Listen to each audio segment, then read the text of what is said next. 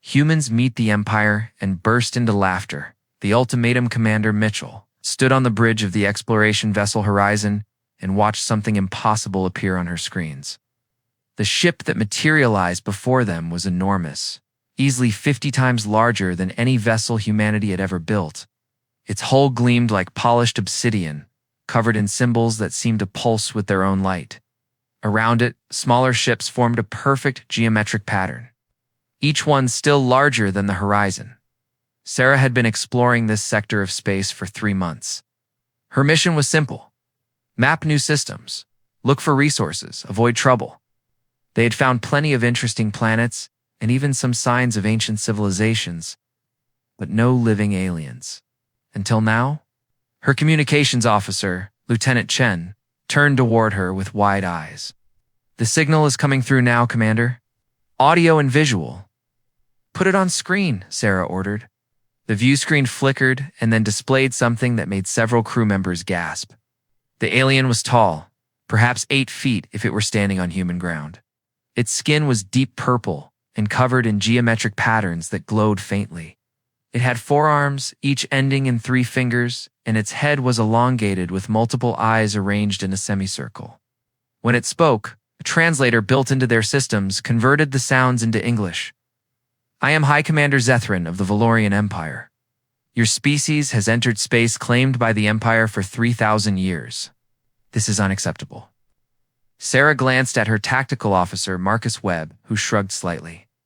They had checked all available star charts. This region was marked as unexplored neutral space. She looked back at the screen. "I am Commander Sarah Mitchell of Earth. We had no knowledge of your claim to this space. Our records show no territorial markers or warnings." "Your ignorance does not excuse your trespass," Zethrin replied. His multiple eyes all focused on Sarah in a way that was clearly meant to be intimidating. "The Valorian Empire has dominated this galaxy for millennia. We have conquered 400 species. We have brought order to chaos. We have created peace through strength." He paused, probably for dramatic effect. "Your species will now submit to imperial authority. You will provide us with a complete accounting of your military forces, your population centers, and your technological capabilities. You will accept Valorian governors on your worlds. You will contribute 30% of your resources to the Empire. You will provide soldiers for our military. In return, we will allow you to continue existing." The bridge was silent for a moment. Sarah looked around at her crew. Chen was staring at the screen with his mouth slightly open. Marcus was frowning, clearly running calculations about the fleet surrounding them. Her science officer, Dr. Yuki Tanaka, was taking notes on a tablet, probably analyzing the alien's physiology. Then someone laughed.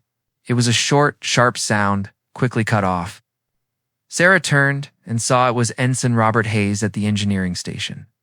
He had his hand over his mouth, his shoulders shaking. "Sorry, Commander," he said, his voice strained. Sorry, but the damage was done." Sarah felt it bubbling up in her own chest. She tried to fight it, tried to maintain diplomatic composure, but the sheer absurdity of the situation overwhelmed her. She laughed. It started as a chuckle, but grew into genuine laughter. Around the bridge, her crew joined in. Marcus was grinning despite clearly trying not to. Chen was shaking his head and laughing. Even Dr. Tanaka, usually so serious, was smiling behind her hand. On the screen, Zethron's expression changed. His eyes narrowed and his skin patterns pulsed more rapidly. "Silence. You dare mock the Valorian Empire." Sarah wiped her eyes and took a deep breath, trying to compose herself. "I apologize, High Commander. That was unprofessional. But you have to understand how this sounds to us. You appear out of nowhere, claim we are trespassing in neutral space, and immediately demand we surrender our entire civilization. Then you act as if you are doing us a favor. It is genuinely funny." "This is no jest," Zethrin said coldly. "We are offering you the opportunity to join the Empire peacefully. The alternative is conquest. We have destroyed species more advanced than yours. We have turned entire worlds to ash. Your laughter will not protect you." Sarah's smile faded but did not disappear entirely. Let me explain something to you, High Commander. Humanity has been fighting wars since we lived in caves and hit each other with rocks. We have faced ice ages, plagues, asteroids, and each other. We have built weapons that could destroy our entire planet 100 times over. We have survived things that would have ended most species. She leaned forward slightly. And in all that time, we learned one important lesson. Bullies never have as much power as they claim. You come here with your big ships and your big threats, expecting us to fall down in terror. Instead, you make us laugh because we have heard all of this before from our own dictators and conquerors. It never works out well for them. Zethrin's skin patterns pulsed even faster, shifting through colors. You are making a grave mistake. I offer you one final chance. Submit to the Empire or face annihilation. Sarah shook her head. We decline your generous offer. Earth will not submit to anyone. If you want war, you can try. But I think you will find humans are not easy prey. Foolish creatures, Zethrin hissed. You have 60 of your Earth days to reconsider. After that, the full might of the Valorian Empire will descend upon your pathetic worlds. We will crush your defenses. We will occupy your planets. We will sell your people as laborers to species who know their place. Your species will learn to regret this moment. He made a gesture, and the screen went dark. The alien fleet remained visible through the windows, hanging in space like a threat made solid. Marcus turned to Sarah. Commander, should we run? Those ships could tear us apart in seconds. Sarah considered for a moment, then shook her head. No, if they wanted to destroy us, they would have already. That whole display was meant to scare us into immediate surrender. Since it did not work, they will wait to see if we report back, and Earth panics. She sat in her command chair and activated the ship's long-range communications. Get me Earth Central Command. Priority Alpha. The message would take hours to reach home, and the response would take hours more. But Sarah wanted her superiors to hear this directly from her. While they waited, she gathered her senior officers in the briefing room. We need to analyze everything we just saw and heard, Dr. Tanaka pulled up holographic displays showing scans of the Valorian ships. Their technology is impressive. Energy shields, weapons that could vaporize our ship, propulsion systems more advanced than ours. But there is something interesting. What? Sarah asked. Their ships are old.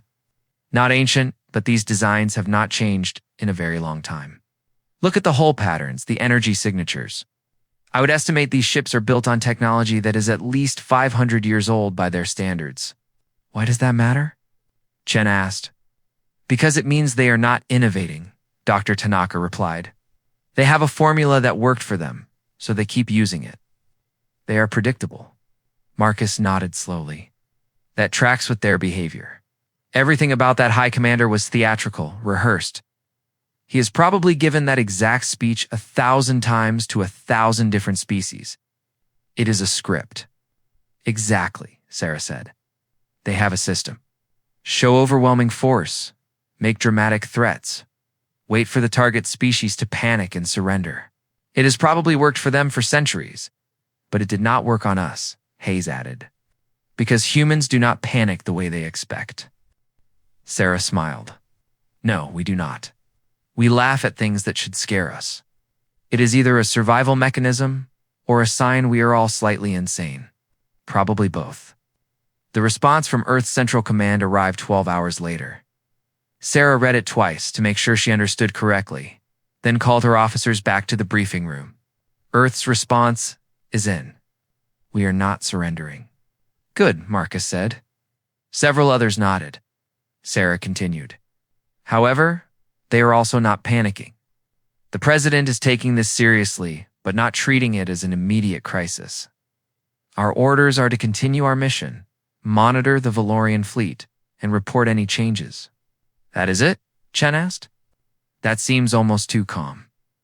Sarah shared the sentiment, but she also understood the logic. Earth had been preparing for alien contact for decades. They had plans for peaceful meetings and plans for hostile encounters. What they did not have was experience, so they were being cautious. The horizon remained in the system, watching the Valorian fleet from a safe distance. The aliens did not pursue them or make any more threats. They simply waited, probably expecting Earth to send a delegation begging for mercy any day now. After a week, something unexpected happened. Dr. Tanaka detected a small ship approaching the horizon from a different vector. It was not Valorian. The ship was barely larger than a shuttle, mismatched hull plates and engines that looked like they came from 3 different manufacturers. When it hailed them, the being on the screen looked nothing like the Valorians. This alien was small and furry, with large eyes and ears that twitched constantly. It spoke in a high-pitched voice that the translator rendered as female. "Please, you must listen. I am Kira of the Settlers. I heard about your encounter with the Valorians. You refused them?" Sarah nodded slowly. "We did? Why do you ask?" "Because no one refuses them," Kira said, her ears drooping. "No one ever refuses them. They come with their threats and their fleets, and species surrender because they know the Valorians have crushed everyone who resisted." Sarah felt her stomach tighten. "Everyone? We are the first?" Kira's ears perked up slightly. "In 300 years, yes. You are the first. That is why I came. I had to see the species crazy enough to laugh at the Empire." The furry alien was brought aboard the horizon. In a private meeting room, she told them everything she knew about the Valorian Empire. "They are ancient and powerful," Kira explained. "But they are also rigid. They have not changed their tactics in centuries because they have not needed to. Everyone surrenders. Everyone submits. It is easier than fighting." "What happens to species that join the Empire?" Sarah asked. Kira's ears drooped again. "They survive, but barely. The Valorians take resources, demand soldiers, impose their culture. Conquered species become second-class citizens in their own systems. Some species have been part of the Empire for 1,000 years and are still treated as inferior." "Why does no one resist?" Marcus asked. "Because the Empire has 400 species in its ranks. They do not just conquer, they assimilate. When they attack a new species, they bring soldiers from a dozen conquered worlds. You are not just fighting the Valorians. You are fighting everyone they have already defeated." Sarah sat back in her chair. "That is a smart system. Brutal, but smart." Kira nodded. "And it works. They have been expanding for 3,000 years. Nothing stops them." Sarah looked at her officers and saw the same thought in all their eyes. We might be in serious trouble. But then she remembered the laughter on the bridge, remembered Zethran's confusion and anger. She remembered humanity's long history of doing impossible things when told they could not. "Maybe it works because no one has really tried to stop them," Sarah said quietly. "Maybe everyone has been so afraid of the Empire's reputation that they surrendered before the fight even started." Kira looked at her with those large eyes. "You truly believe you can defeat them?" "I believe we can try," Sarah replied. "And I believe that humans are very good at breaking systems that everyone thinks are unbreakable." The message went back to Earth with Kira's information attached. Sarah included her own analysis and recommendation.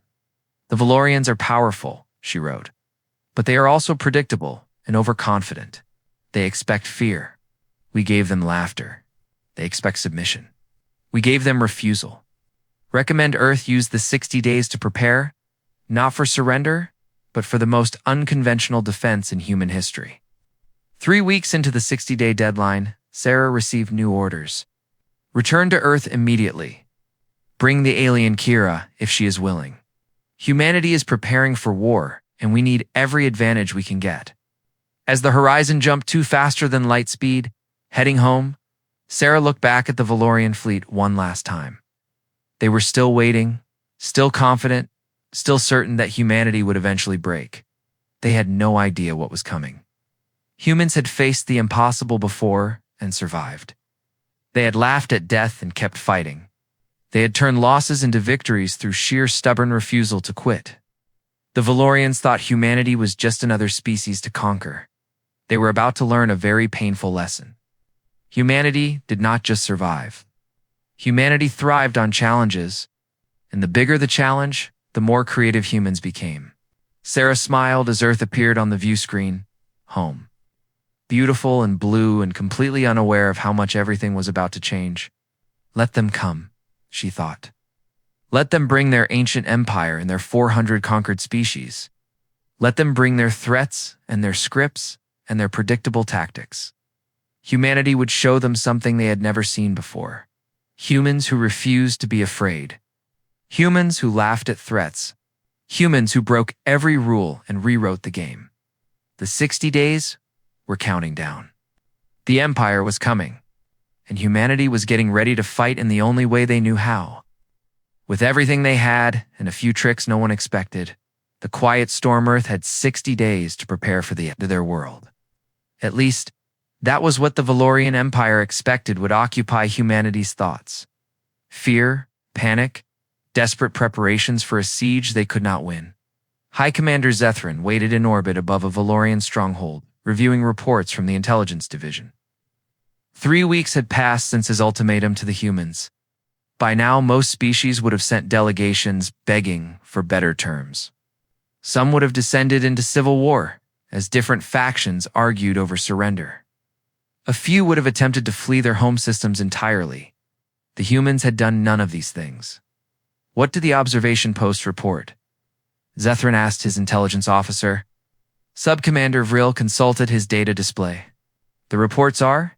Unusual, Commander. The human homeworld shows no signs of panic. Their news broadcasts continue as normal. Their commerce proceeds uninterrupted. They have not mobilized their military in any visible way. Zethrin's skin patterns pulsed with satisfaction. They are in denial. They cannot accept the reality of their situation. It is a common response, perhaps Vril said carefully, but there is more.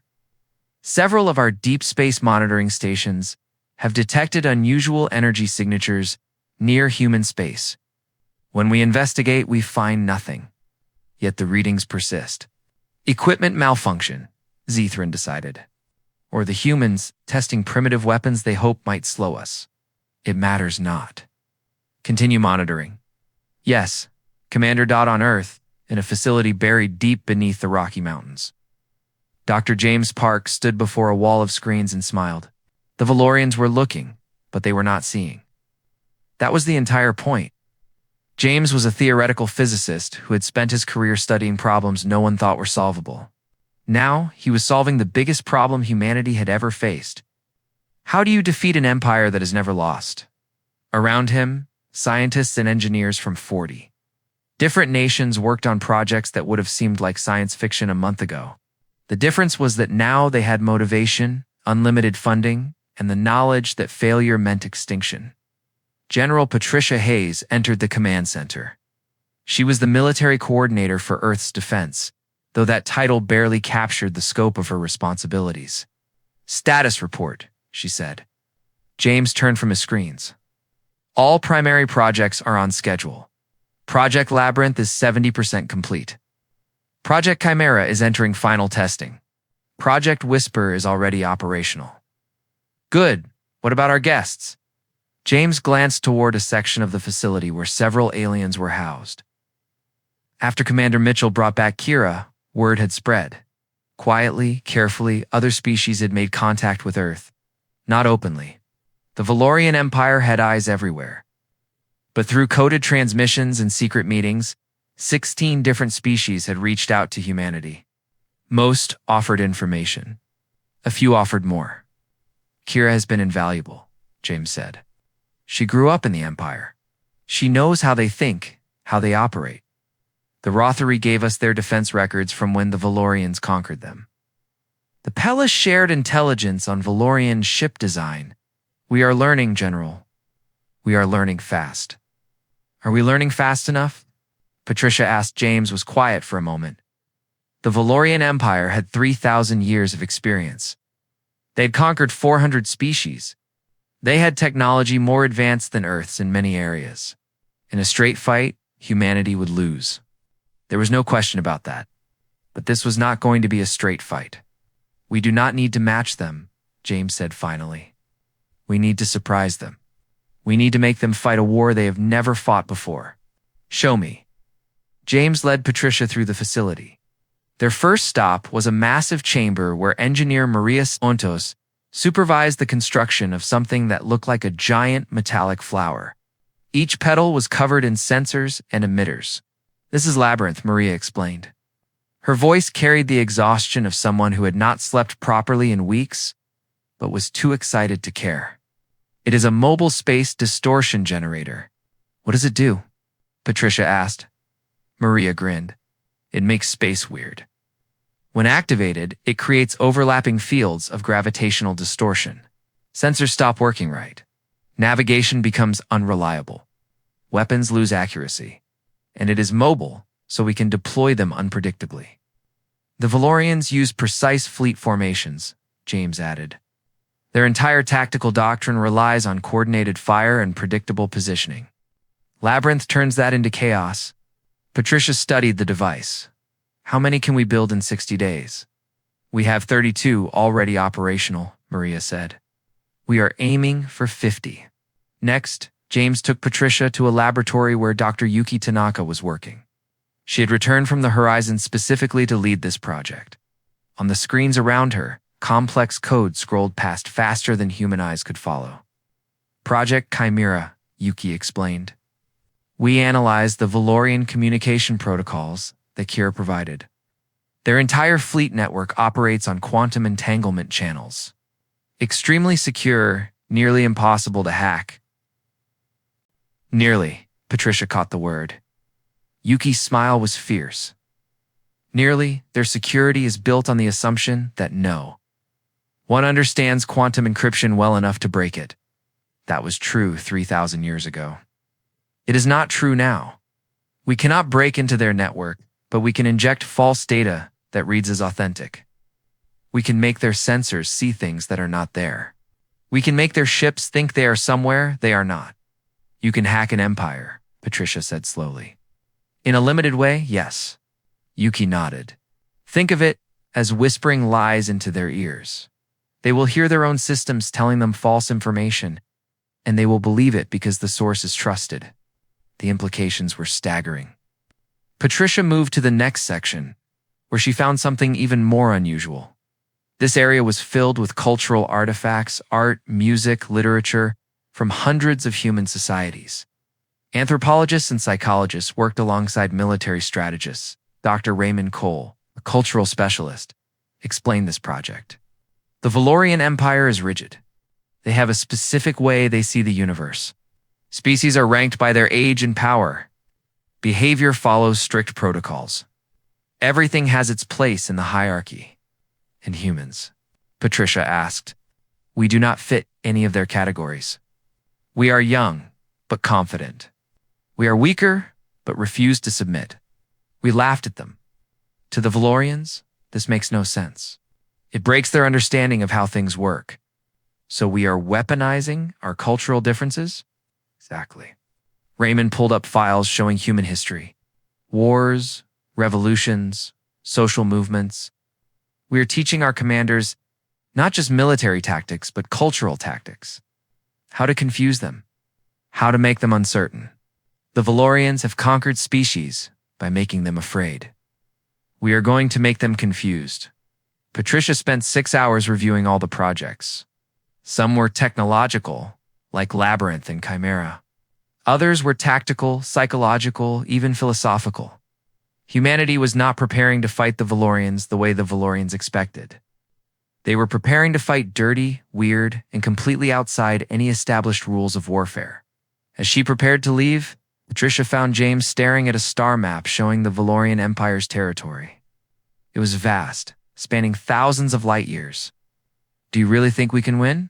she asked quietly. James was quiet for a long time. "Honestly, I do not know. They are stronger than us in almost every way. But I know one thing. They have been winning for so long that they have forgotten how to handle losing. Every battle they fight goes according to their plans. Every species reacts the way they expect.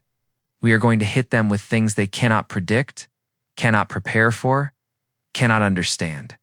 And maybe, just maybe, that will be enough." Across the planet, humanity prepared in strange ways. Military bases did not expand. No massive fleets were built.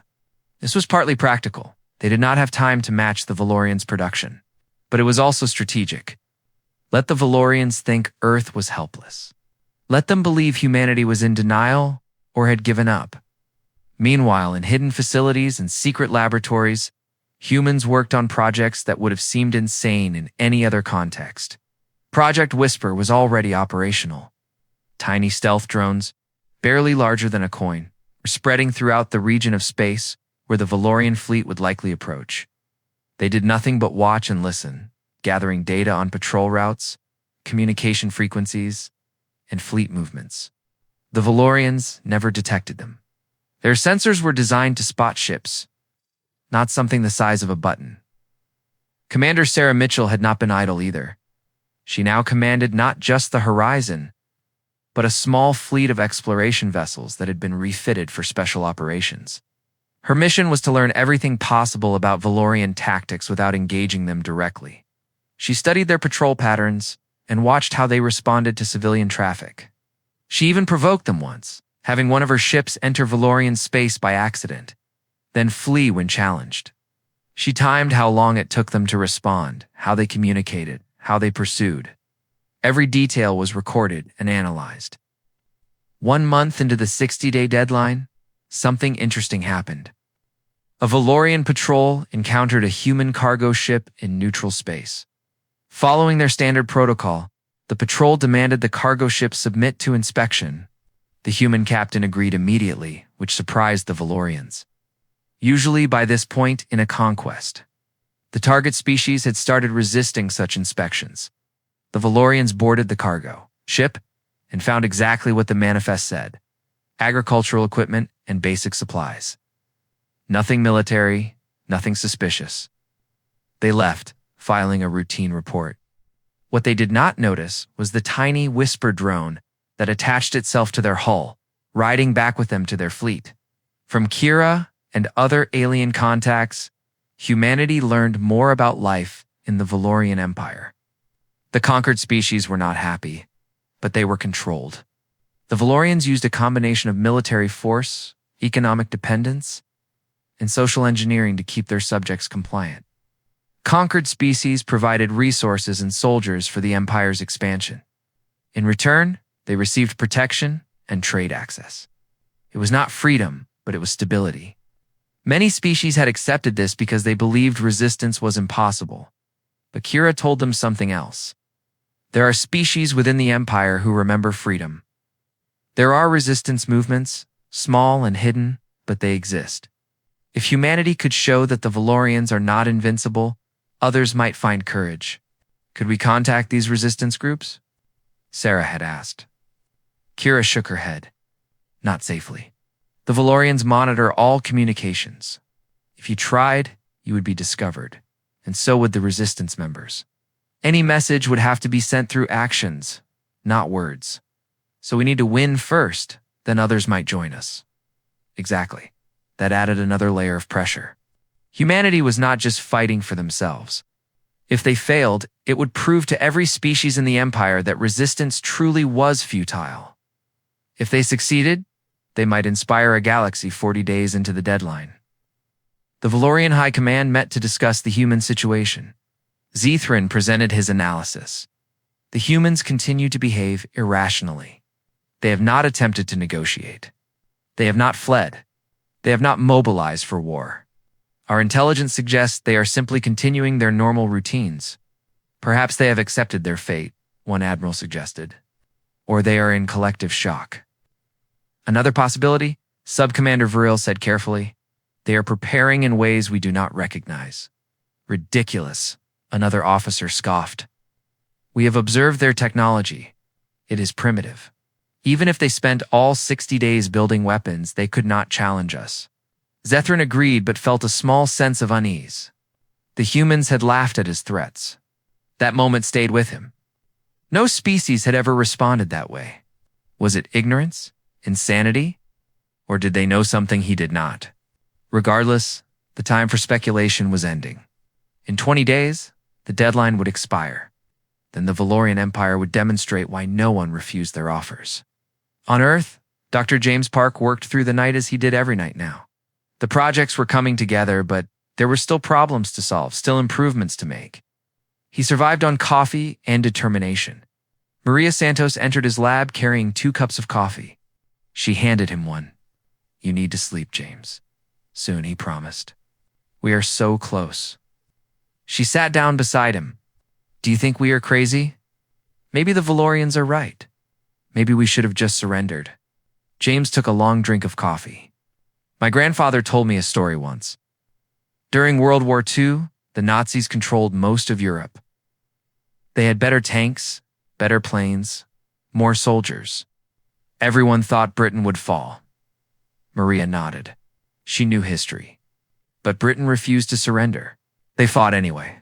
They held on until help came, until they could build their own strength.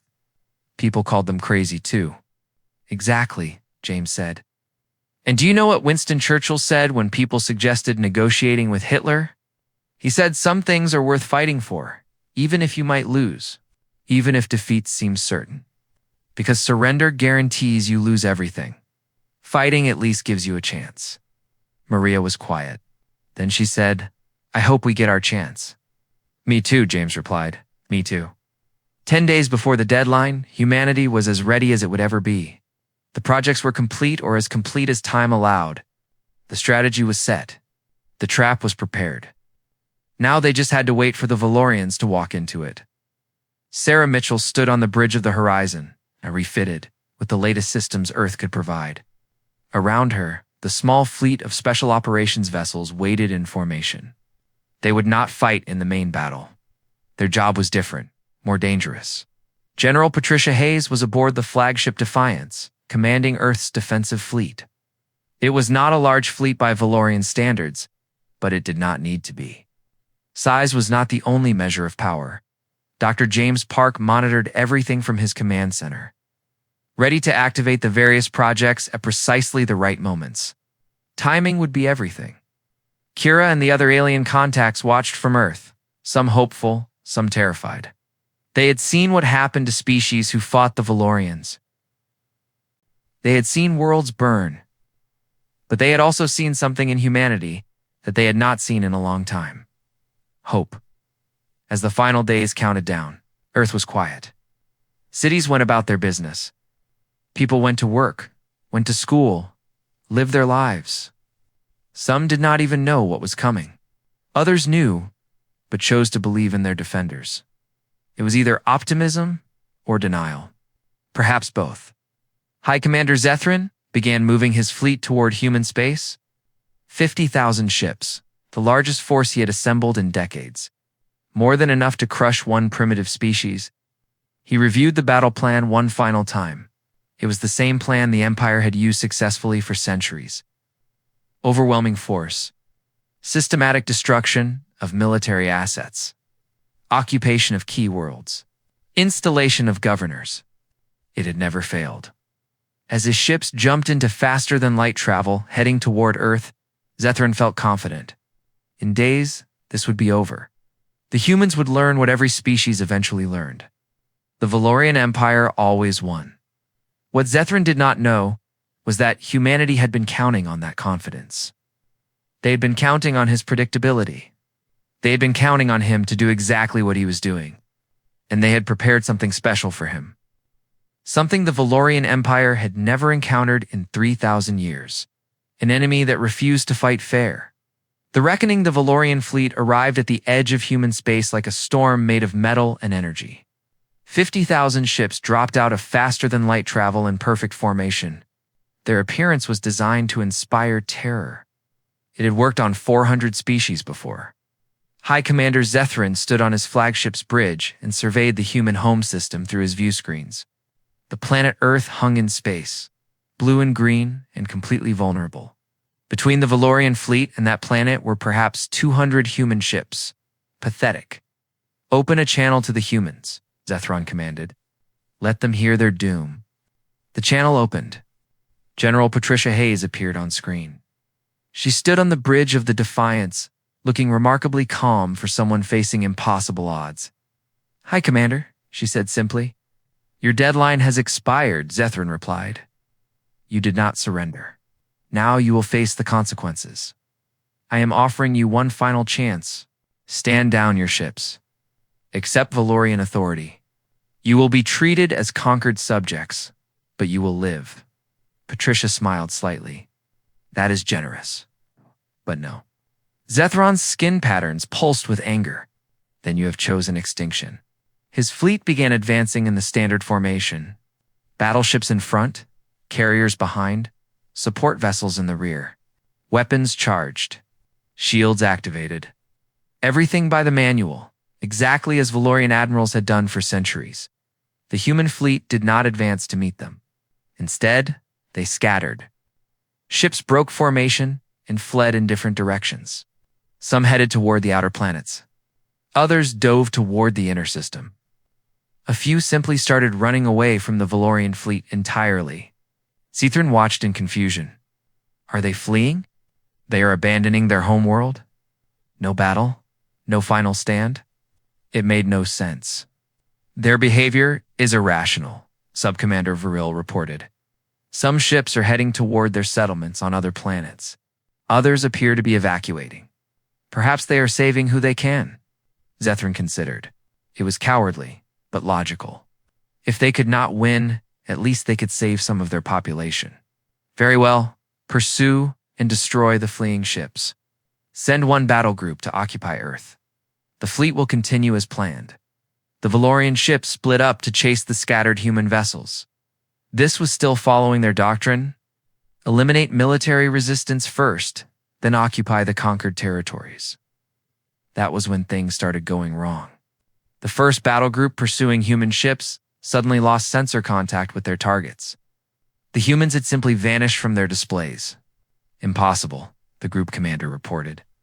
They were right in front of us. Now, there is nothing. Check your equipment, Zethrin ordered.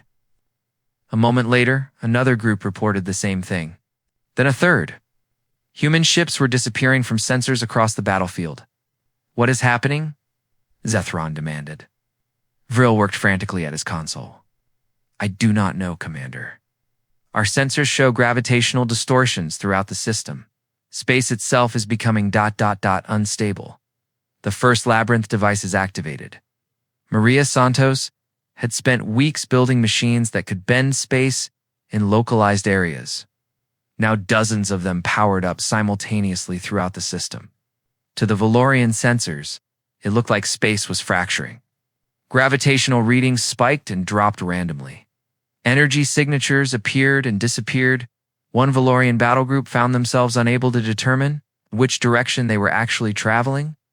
Their instruments said one thing, their visual scan said another, and their navigational computer was giving impossible readings. Commander Sarah Mitchell watched from the horizon as the Valorian fleet fell into confusion. The labyrinth system was working even better than hoped. Now comes the fun part, she said to her crew. She activated her communication system, sending a signal on a frequency that only other human ships could detect. All units, this is Mitchell. Execute Chimera Protocol. Across the system, Dr. Yuki Tanaka's project went active. The quantum network the Valorians used for fleet coordination was secure against hacking. But it was not secure against carefully injected false data. Suddenly, Valorian ships started receiving sensor data from their own fleet showing things that were not there. One group detected a massive human fleet approaching from the outer system. 200 ships, heavily armed, moving to attack. The group commander immediately diverted to intercept. The fleet did not exist. It was ghost data, false information that looked completely real to their instruments. Another group received distress calls from Valorian ships under attack near Earth's moon. They rushed to provide support. There were no ships there. There was no attack. A third group's navigation system was fed coordinates that were off by just a few degrees. Such a small error, barely noticeable. But at the speeds they were traveling, those few degrees sent them thousands of kilometers off course. All across the battlefield, the Valorian fleet was seeing a war that was not happening and missing the war that was. Now, General Hayes said quietly, the actual human fleet, which had not been fleeing but repositing, struck from unexpected angles. Small groups of human ships appeared behind Valorian formations and fired. Not at the ships themselves, but at their communication arrays. Precise, targeted strikes that knocked out external sensors and transmitters. Then the human ships vanished again, using their superior maneuverability to escape before the Valorians could respond. This was not a battle in the traditional sense. The humans were not trying to destroy the Valorian fleet. They were trying to blind it, confuse it, and break its coordination. Lieutenant Marcus Webb commanded a strike team of 20 ships. His group hit a Valorian carrier group, disabled their sensors, and was gone before the battleships could turn to engage. As they fled, Marcus watched the Valorian ships on his displays. They were firing, but not at him. They were firing at each other. The false data chimera was feeding them, made them think human ships were where their own allies actually were. "This is working," Marcus reported to General Hayes. "They are shooting their own people." "Do not get overconfident," Patricia replied. "We have only been fighting for 20 minutes. We need to keep this up for hours." She was right. The Valorian fleet was confused, but not defeated. They were already adapting. Commanders were falling back on visual confirmation and direct short-range communication. It was slower and less efficient, but it was reliable. Zethrin forced himself to remain calm. His fleet was in chaos, but chaos could be controlled. All ships fall back to Rally Point Delta. Visual formation. Ignore sensor data. Regroup and assess. His orders went out through laser communication, hard to intercept or spoof. Slowly, his fleet began pulling back together. The humans had surprised him. Their technology was far more sophisticated than expected. But he still had 50,000 ships. They had maybe two. Numbers still mattered. As the Valorian fleet regrouped, Zethrin studied the tactical situation more carefully. The humans were not engaging his main battle groups. They were hitting support ships, communication vessels, scouts. They were avoiding direct confrontation. It was the strategy of a weaker force. Annoying, but not decisive. "We will adapt," he told his officers. "They tricked us once. We will not fall for it again. Deploy secondary sensor arrays. Maintain visual contact between all ships. Advance in tight formation. If they will not fight us properly, we will force them to." The fleet began advancing toward Earth again. Slower this time, more careful. If the humans wanted to play games, fine. But eventually, they would have to defend their home world. And when they did, superior numbers would prevail. Sarah Mitchell saw the Valorians regrouping and knew the next phase had to begin. She contacted Dr. James Park on Earth. "They are adapting. We need phase 2. "Already prepared," James replied. "Activating now." Around Earth and throughout the inner system, thousands of small objects suddenly became visible. They had been there all along, but they had been powered down, invisible to sensors, just pieces of space debris. Now they activated. The Whisper drones, thousands of them, each the size of a coin but packed with sophisticated electronics. They had been spreading throughout the system for weeks, attaching to asteroids, hiding in debris fields, waiting. Now, they turned on and began transmitting. Every drone broadcasted false sensor signatures. Some mimicked human ships. Others mimicked Valorian ships. A few mimicked massive explosions or energy weapons firing. To the Valorian sensors, it looked like the entire system had suddenly filled with contacts. Thousands of ships appearing everywhere at once. "Impossible," Vril said, staring at his displays. "These readings cannot be real." Zethrin knew he was right. The humans could not have thousands of ships. But which contacts were real? Which were false? How could they know? "Activate all weapons," he ordered. "Fire at any contact that approaches within strike range. We will destroy everything, real or false." The Valorian fleet opened fire. Massive energy weapons discharged. Missiles launched by the hundreds. The firepower was incredible, but most of it hit nothing. The false contacts vanished when hit because they were never there. The real Whisper drones were too small to target, and the actual human ships were elsewhere. The Valorians were fighting ghosts and wasting ammunition. General Hayes watched the Valorian fleet exhaust itself on false targets. She allowed herself a small smile. They are burning through their weapons at an incredible rate. How long until they realize? Marcus asked. A few of their commanders probably already know, Patricia replied. But the High Commander's angry. Angry people make mistakes. She opened a channel to all human forces. Begin Phase 3. This was the riskiest part. Small teams of human special forces approached the Valorian fleet in stealth craft. Their target was not the warships, but the supply vessels. Every fleet needed fuel, ammunition, spare parts. The Valorians had brought massive supply ships, but those ships were lightly defended. They were supposed to be safe in the rear, away from fighting. Sarah Mitchell led one strike team personally. Her ship, the Horizon, approached a Valorian supply depot that had been established on one of Jupiter's moons. The facility was protected by only a few patrol ships. All the warships were busy fighting ghosts near Earth. Sarah's team landed quietly. They infiltrated the facility using equipment that masked their life signs.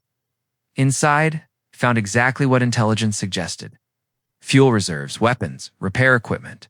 Everything the fleet needed. Sarah planted charges throughout the facility. Not bombs that would explode immediately, but devices that would cause malfunctions later. Fuel that would burn wrong. Weapons that would misfire. Equipment that would break at critical moments. Sabotage, quiet and subtle. When they left, the facility looked untouched.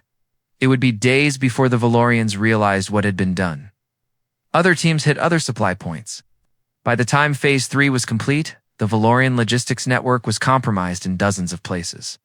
But none of it would matter if the Valorians decided to simply bypass all these tricks and attack Earth directly. Zethrin came to that conclusion after 3 hours of fighting ghosts. Enough. All ships cease fire. Formation on my position. We will proceed to the human home world directly. Ignore all distractions. He ordered his flagship to head straight for Earth. Thousands of ships fell in behind him.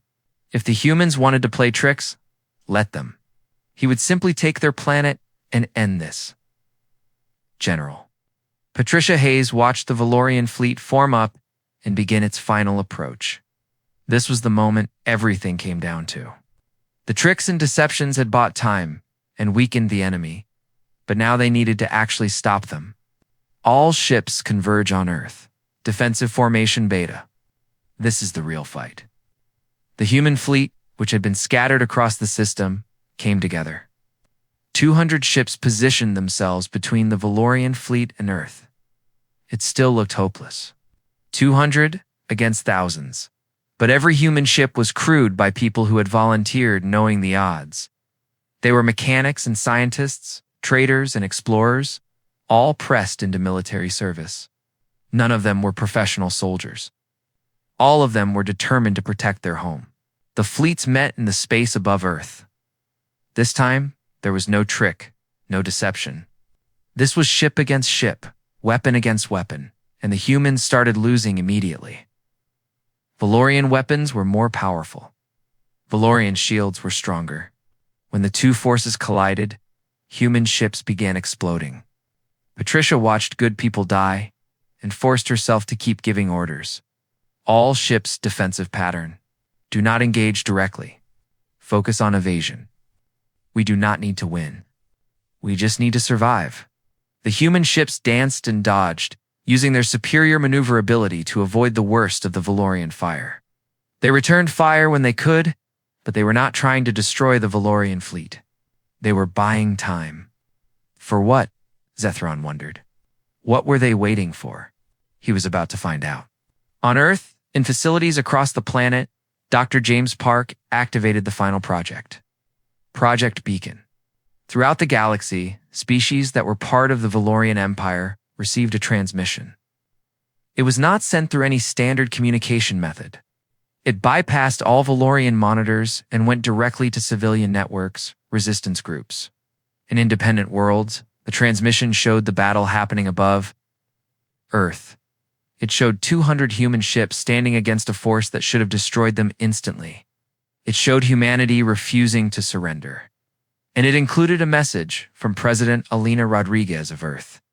To all who live under the shadow of Empire. We are humanity. We are new to the stars. We are weak compared to the powers that dominate this galaxy. But we are free. The Valorian Empire came to us with threats and demands. They told us to submit or die. We chose neither. We chose to fight. The video showed human ships dodging through Valorian fire, outmaneuvered but not defeated. We know we might lose. We know our planet might fall. But we will not surrender our freedom without a fight. We will not bow to those who see us as property. And we are sending this message to you all. If we can resist, so can you. If we can stand up to the Empire, so can you. You are not alone. You have never been alone. The transmission ended with coordinates, meeting places, secure communication methods, contact information for the human resistance. It was an invitation. Throughout the Valorian Empire, on 1,000 worlds, people watched the transmission. Some dismissed it. Some were too afraid. But others, those who remembered what freedom felt like. Those who had been waiting for someone to stand up first, they watched and they felt something they had not felt in years. Hope. Kira watched the transmission from Earth, felt tears running down her furry face. She had thought her people would be slaves forever. Now she knew that was not true. On the Rothery homeworld, the entire resistance movement saw the message and began activating plans they had kept hidden for decades. On Pelish colonies, workers stopped working and started talking quietly about what could be. The message could not free the Empire's subjects immediately, but it could plant seeds. Seeds that would grow in space above Earth. The battle continued. Human ships were falling. The Defiance took a direct hit and vented atmosphere. Patricia Hayes had to evacuate the bridge. But even as her flagship died around her, she kept giving orders. Do not stop. Do not give up. Make them pay for every meter. Zethrin watched human ships explode and felt satisfaction. The battle was won. The tricks had failed. Numbers had prevailed, as they always did. But then his communication officer reported something unexpected. Commander, we are receiving reports from across the Empire. There are disturbances, protests. Some garrison forces are reporting resistance activity. What? Zethrin turned from the battle. Where? Everywhere, the officer replied, his voice shaking. Dozens of systems. Maybe more. It is like the entire Empire woke up at once. Zethrin realized what had happened. The humans had not been fighting to win. They had been fighting to inspire. They had been sending a message to the galaxy. Resistance is possible. Victory might not be certain, but surrender is not inevitable. The seeds the humans planted would take time to grow. The Empire would not fall today or tomorrow, but the idea was out there now. The idea that the Valorians could be resisted, and ideas were harder to kill than ships. Zethrin made a decision. He could take Earth. He could destroy the human fleet. But every ship he destroyed would make more martyrs. Every human who died fighting would inspire 10 more rebels across the Empire. If he won this battle, he might lose the war for the Empire's future. Cease fire, he ordered. His officers stared at him. Commander, pull back. We are leaving. But we have one. We can take their planet. Zethrin looked at the blue world hanging in space. We can take their planet, but we cannot break their spirit. And now that spirit is spreading. Every moment we fight here, more subjects of the Empire see that resistance is possible. We must withdraw and deal with the rebellion before it grows. It was a bitter choice, but the only logical one. The Valorian fleet stopped firing. They turned and began to retreat. General Patricia Hayes watched from an escape pod as the enemy fleet withdrew. She could barely believe it. We won, Marcus said beside her. Did we? Patricia asked. Half our fleet is destroyed. Earth is damaged. We lost thousands of people. We survived, Marcus replied. Against impossible odds, we survived. And they left. That is a victory.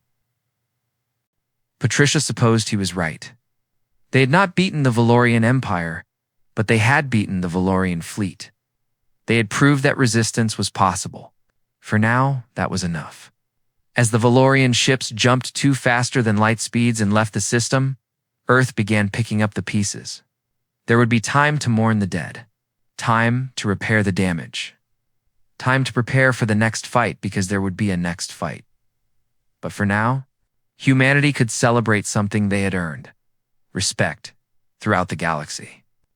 Species that had laughed at humanity now watched with new understanding.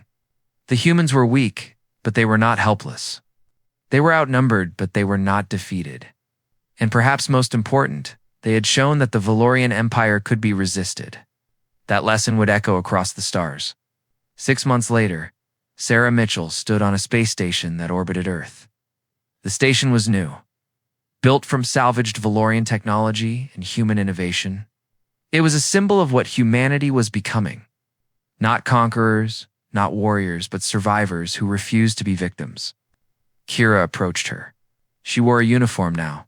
Earth had offered asylum to any alien who wanted it, and thousands had come. Some joined the military. Others became advisors, teachers, friends. The Rothri have officially broken away from the Empire, Kira reported. 3 other species are considering independence. There are rebellions on 17 worlds, Sarah smiled. The Empire came to conquer us. Instead, we gave the galaxy hope. That was our real weapon. Hope and the stubborn human refusal to know when we are beaten. Kira's ears twitched in her species' version of a smile. I am glad you laughed that day. When High Commander Zethrin made his threats, another species would have been terrified. You laughed. Sarah remembered that moment. The sheer absurdity of an alien empire demanding humanity surrender before humanity had even done anything. The expectation that one species could claim ownership of others. It had been funny in its arrogance. We laugh at things that should scare us, Sarah said. It is a defense mechanism. Or maybe it is just that we have faced too many bullies in our own history. After a while, threats all sound the same. The galaxy is changing, Kira said, because of what humanity did. For better or worse, yes, Sarah agreed. She looked out at the stars. Somewhere out there, the Valorian Empire was trying to hold itself together. Rebellions were spreading. Allied species were questioning their loyalty. The old order was cracking. And somewhere else out there were species that humanity had not met yet. Some would be friends. Some would be enemies. That was the nature of a galaxy full of life. But whatever came next, humanity would face it the same way they always had, with determination, creativity, and probably some laughter at inappropriate moments. Because that was what humans did. They survived. On Earth, Dr. James Park was already working on new projects. Humanity had won one battle, but they needed to be ready for the next. Maria Santos was designing new ships. Patricia Hayes was training new commanders. The entire planet was mobilizing not for conquest, but for defense and for helping others. Because if there was one thing humanity had learned, it was that freedom mattered. Their own freedom, yes, but also the freedom of others. They could not ignore species suffering under Empire rule. Not now that they knew what it was like to face that threat. The galaxy had changed on the day. Humanity laughed at an Empire's threat. It had changed more when humans chose to fight rather than submit. But the real change came after, when humanity reached out to others and said, "You do not have to be alone. You do not have to accept tyranny. You can resist." Together, that message, more than any weapon or trick or strategy, was what would reshape the galaxy. Sarah Mitchell stood at the window of the space station and watched ships come and go. Human ships, alien ships, working together. She thought about High Commander Zethrin and wondered if he understood yet what had really happened. He had come to conquer a primitive species. Instead, he had awakened something that would haunt his empire for generations. The idea that no one had to accept domination, the knowledge that even the mighty could be challenged, and the understanding that sometimes the greatest strength was simply refusing to give up. Sarah smiled. The Valorians had tried to make humanity kneel. Instead, humanity had stood up and shown the galaxy how to do the same. That was victory. Not in destroying an enemy, but in refusing to become a victim. Not in conquest, but in inspiration. The war was not over. The Valorian Empire still existed. Other threats would emerge. But humanity had proved something important. They belonged in the stars. They had earned their place not through submission, but through courage. And if anyone tried to take that from them again, they would find the same thing the Valorians found.